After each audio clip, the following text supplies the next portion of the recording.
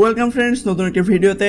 আজকে আমার হাতে যে মডিউলটি দেখতে পাচ্ছেন এটি হলো আমার দেখা বেস্ট বাক কনভার্টার অথবা ভোল্টেজ ডাউন মডিউল। সো এই মডিউলটা কেন বেস্ট এটা আমি অবশ্যই বলবো এই ভিডিওতে। সো চলুন ভিডিওটি শুরু করি। আপনি যদি আমার চ্যানেলে নতুন হয়ে থাকেন তাহলে please hit this subscribe button. Daraz থেকে কিনেছি আমি এই মডিউলটা, চায়না থেকে এসেছে। সো মোটামুটি 1 মাসের মতোই সময় লেগেছে। সময়টা এখানে কোনো ফ্যাক্ট না, কারণ আমি খুবই ভালো কোয়ালিটির একটি প্রোডাক্ট পেয়েছি এবং সত্যিই অনেক কম প্রাইসে পেয়েছি। চলুন আগে দেখি প্যাকেজিংয়ের ভিতরে কি কি আছে।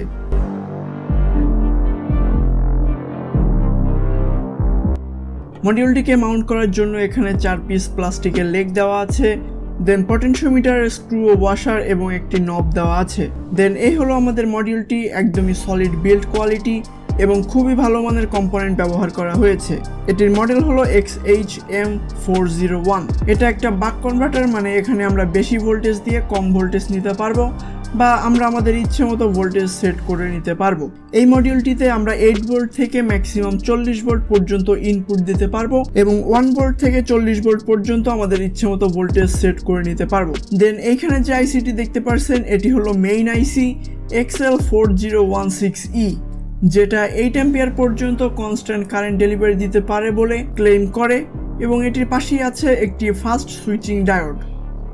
সো চলুন এবার আমরা মডিউলটাকে অ্যাসেম্বল করে ফেলি।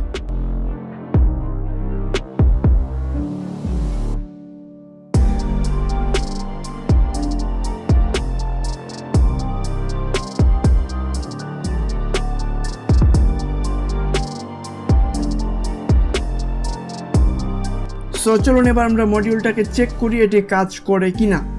সো এই মডিউলটিকে ভোল্টেজ ইনপুট দেওয়ার জন্য আমি 24 ভোল্টের একটি এসএমপিএস ইউজ করব।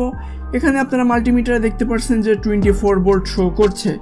চলুন এবার দেখি আউটপুটের কি অবস্থা। সো দেখতে পাচ্ছেন এই মডিউলটা থেকে আমরা মিনিমাম 1.2 ভোল্ট নিতে পারবো।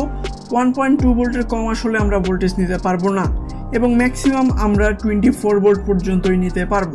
সো মডিউলটা একদমই পারফেক্টলি কাজ করছে এবং এটির এফিসিয়েন্সি 95%-এর মতো। সো বলা যায় পাওয়ার লস খুবই কম পরিমাণে হয়। সো চলুন এবার দেখি এখানে অ্যাম্পিয়ারের কি অবস্থা। সো এক ভাই আসলে এটির অ্যাম্পিয়ার চেক করেছে এবং রেজাল্ট আসলে খুবই শকিং, কারণ এই আইসিটা অথবা এই মডিউলটা 8 অ্যাম্পিয়ারের উপরেও আসলে কারেন্ট ডেলিভারি দিয়ে থাকে। সো বোঝাই যাচ্ছে যে এই মডিউলটা আসলে পারফেক্টলি 8 অ্যাম্পিয়ার ডেলিভার দিতে পারে।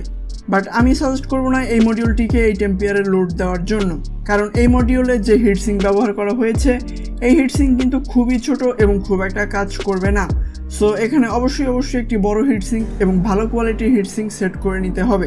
বাট তাও এত ছোট মডিউল আসলে 8 অ্যাম্পিয়ার পর্যন্ত কারেন্ট হ্যান্ডেল করতে পারে, যেটা খুবই ভালো বিষয়। সো এবার আসি কেন এই মডিউলটা বেস্ট। ফার্স্ট অফ অল, এটি রিয়াল 8 অ্যাম্পিয়ার আউটপুট দিতে পারে। দেন এরকম অন্যান্য আরও যত ধরনের মডিউল আছে এইসব মডিউলে কিন্তু ভোল্টেজ কমানো বাড়ানোর জন্য এক ধরনের প্রিসেট দেওয়া থাকে, যেটি কিন্তু খুবই সমস্যা করে যখন আমরা এটি কোনো ক্যাবিনেটের ভিতরে সেট করি। বাট এই মডিউলটায় কিন্তু দেখতে পাচ্ছেন ডিরেক্টলি পটেনশিওমিটার দেওয়া আছে, যার মাধ্যমে খুব ইজিলি আমরা এটিকে মাউন্ট করতে পারবো যে কোনো জায়গায় এবং খুব সহজেই আমরা আমাদের ইচ্ছে মতো ভোল্টেজ অ্যাডজাস্ট করে নিতে পারবো।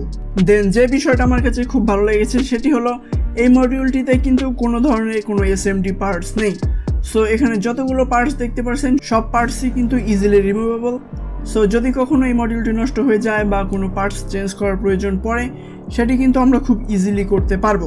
বাট এই ধরনের যত মডিউলগুলি আছে এই মডিউলে কিন্তু অনেক ধরনের এসএমডি পার্টস থাকে এবং যেগুলো একবার নষ্ট হয়ে গেলে কিন্তু সাধারণ মানুষের ক্ষেত্রে এগুলো রিপ্লেস করা বা চেঞ্জ করা খুবই কঠিন কাজ। দেন এই মডিউলটা আমি পেয়েছি মাত্র 320 টাকায়, যেটা খুবই কম প্রাইস আমি মনে করি, কারণ এটি রিয়াল 8 অ্যাম্পিয়ার পর্যন্ত কারেন্ট হ্যান্ডেল করতে পারে। সো এই ছিল কিছু বিষয় যার কারণে আমার মনে হয়েছে যে এই মডিউলটা একদমই বেস্ট। সো যদি কারো মোটামুটি একটি ভেরিয়েবল ভোল্টেজ রেগুলেটর প্রয়োজন হয় এবং ভালো অ্যাম্পিয়ার ডেলিভারি দিতে পারে এরকম ধরনের কোনো মডিউলের দরকার হয় তাহলে চোখ বন্ধ করে এই মডিউলটা নিতে পারেন। কমেন্টসে আমি এটার বাই লিঙ্ক দিয়ে দিব, সো আপনারা গিয়ে অবশ্যই কিনতে পারেন। আজকে ভিডিওটা এই পর্যন্তই, দেখা হবে নেক্সট কোনো ভিডিওতে। Till then, take care.